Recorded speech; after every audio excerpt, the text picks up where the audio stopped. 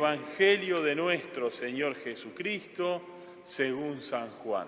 Gloria a ti, Señor.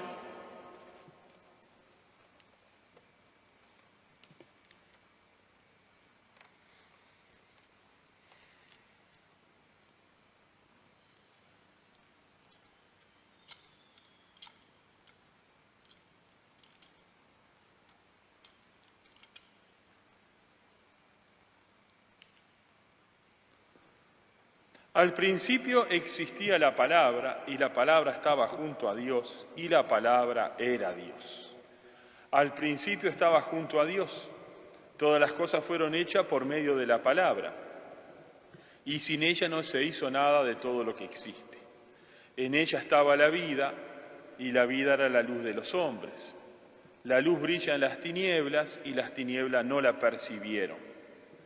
La palabra era la luz verdadera que al venir a este mundo ilumina a todo hombre. Ella estaba en el mundo, y el mundo fue hecho por medio de ella, y el mundo no la conoció. Vino a lo suyo y los suyos no la recibieron, pero a todos los que la recibieron, a los que creen en su nombre, les dio el poder de llegar a ser hijos de Dios. Ellos no nacieron de la sangre, ni por obra de la carne, ni de la voluntad del hombre, sino que fueron engendrados por Dios. Y la palabra se hizo carne y habitó entre nosotros.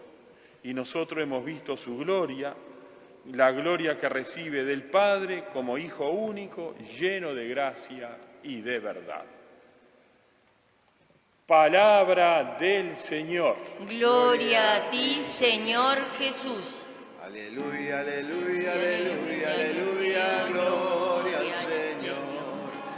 Aleluya, aleluya, aleluya, aleluya, gloria al Señor. Gloria al Señor, aleluya, gloria al Señor. Gloria al Señor, aleluya, gloria al Señor.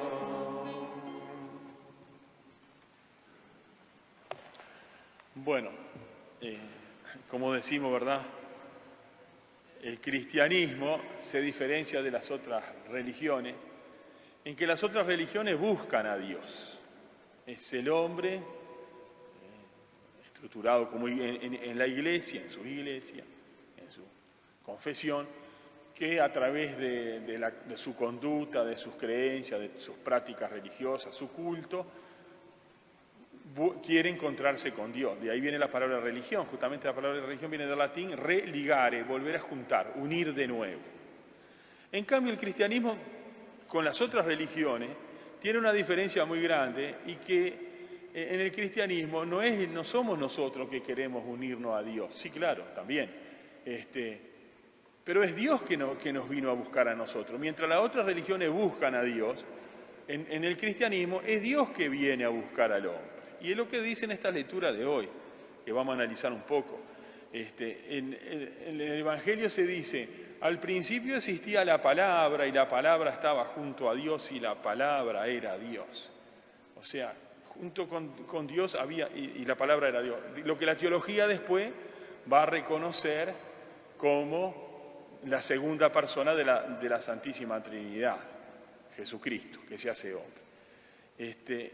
Dice, la palabra estaba junto a Dios. Todas las cosas fueron hechas por medio de la palabra, y sin ella no se hizo nada de lo que existe. En el original griego dice el logos que acá se traduce como palabra. En otros lugares se traduce, como en otras Biblias, como verbo. Se refiere al hablar, ¿verdad? Pero el logo en griego tenía otro sentido. Sí, está bien traducido, claro, porque nosotros no tenemos ese concepto, el concepto del logo que tenían los griegos. Ahora la palabra logo quedó como el dibujito de las marcas, ¿no? Pero en griego, sí, por ejemplo, ¿no? Yo qué sé, cada marca tiene su dibujito, es el logo de Adidas, el logo del Pan Bimbo, yo qué sé, lo que sea, el dibujito. Pero el logo era más que la palabra, más que el verbo, era la razón de ser de las cosas. Hablar del logo en griego era hablar de la razón profunda de cada cosa, el sentido profundo de ser de cada cosa, del logo de esa cosa. Entonces acá es mucho más fuerte, ¿verdad?, que la palabra, que el término palabra. Bueno, Y en la primera lectura se nos hablaba de la sabiduría. Dice, la sabiduría es un elogio de sí mismo y dice, el creador de todas las cosas me dio una orden, el que me creó me hizo instalar su carpa y me dijo, levanta tu carpa en Jacob. Es decir, junto con Dios, dice en la primera lectura del Eclesiástico, estaba una cosa ahí, la sabiduría que es la que creó el mundo. Y si nosotros vemos, el mundo tiene una sabiduría. En el mundo hay la creación, tiene una armonía. No marcha como una rueda destartalada de un auto que se destartala y al final choca el auto. No, el mundo no es así. El mundo tiene, y los antiguos sobre todo, se daban cuenta de que en la creación, atrás de la creación, ¿verdad? Hay una fuerza ordenadora. Los griegos que hablaban del motor inmóvil, Dios era el motor inmóvil, Él no se movía pero hacía mover a los demás. O sea, y bueno, y muchas religiones son panteístas, o sea, panteístas que todo es Dios.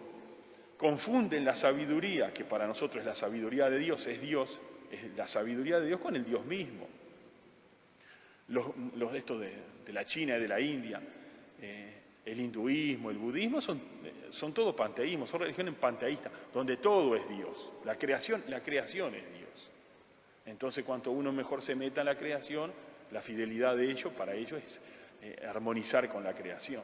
Y cuanto más uno se desprende de la creación, la religión de ellos, ¿verdad?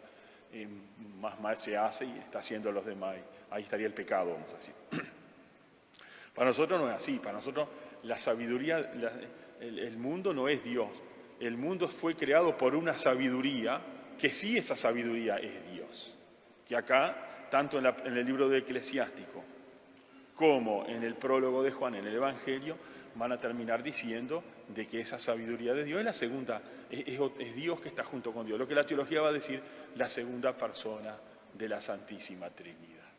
Y bueno, llegado un momento, dice, en el libro del Eclesiástico, dice, el creador de todas las cosas me dio una orden y me dijo, levanta tu carpa en Jacob, fija tu herencia en Israel. En Israel. O sea, Dios eligió, esto hay que engancharlo y entenderlo con otras partes de la Biblia. Cuando Dios le dice a Abraham, sal de tu tierra, deja tu patria, tu parentela, deja todo y vete al lugar que yo te indicaré. Yo haré de ti una gran nación. Bendecirá el que te bendiga, maldecirá el que te maldiga, y por ti se bendecirán todos los pueblos de la tierra. O sea que ese Abraham que se iba solito con su esposa Sara y su sobrino Lot, tenían una misión universal, la misión primero de fundar el pueblo de Israel, que a su vez el pueblo de Israel iba a tener una misión universal para todo el mundo. Dios así quiso hacer los planes, lo que está diciendo acá en la sabiduría. Levanta tu carpa en Jacob y fija tu herencia en Israel. Esa sabiduría de Dios, según como la llama el Eclesiástico, o la palabra, como la llama el Evangelio de Juan, que como decíamos en griego sería logo, que estaba junto con Dios y es Dios, y la teología lo reconoce como la segunda persona, va a instalar su carpa en Israel. Poner su carpa, ir a vivir. ¿Qué es poner la carpa?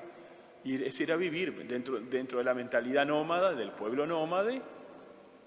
La carpa eran las casas, era poner su casa. Y andar a vivir allá, como si alguien le dijera, o como si yo dijera, me voy a vivir a tal ciudad, me compré una casa en tal ciudad, me voy a vivir a tal ciudad. ¿Para qué me compré la casa? Para ir a vivir allá, ¿verdad?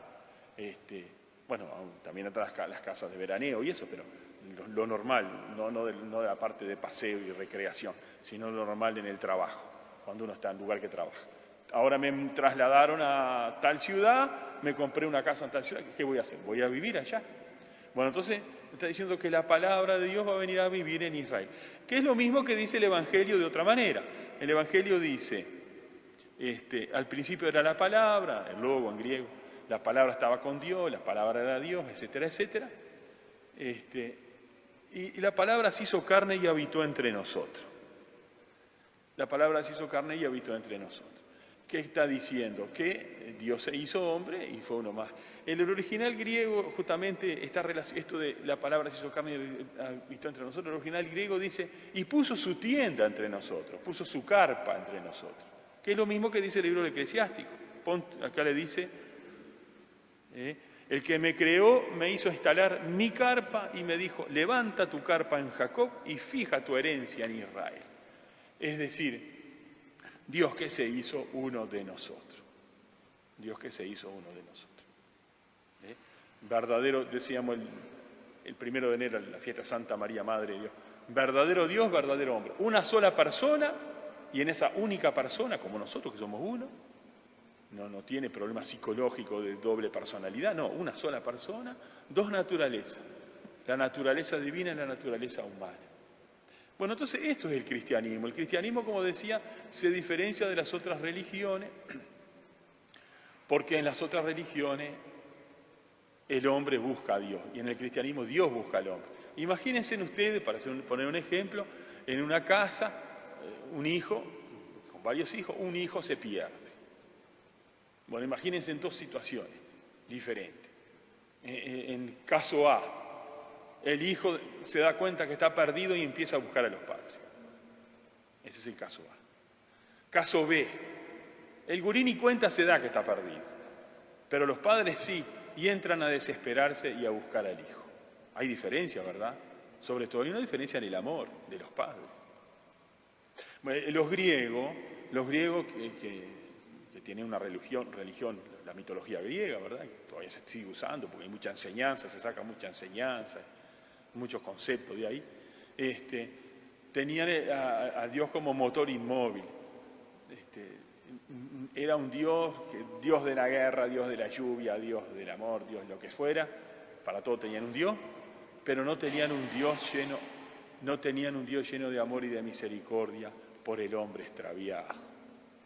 Por el hombre extraviado. Y las otras religiones en general también. Buscan estar en conformidad con Dios, ser parte de ese Dios, en el caso de los panteístas, pero no tienen el concepto de un Dios lleno de misericordia. No tienen un concepto del Sagrado Corazón como tenemos nosotros, la fiesta del Sagrado Corazón, un corazón herido y llameante, lleno de fuego por los hombres, por nosotros que estábamos extraviados. La religión nuestra es como el caso B del ejemplo. El niño que se pierde ni cuenta que se pierde y los padres que vienen a buscarlo. Y el niño hasta que se esconde inclusive de los padres. Travieso, el chiquilín. Bueno, y los padres lo buscan hasta encontrarlo. Esa es nuestra religión.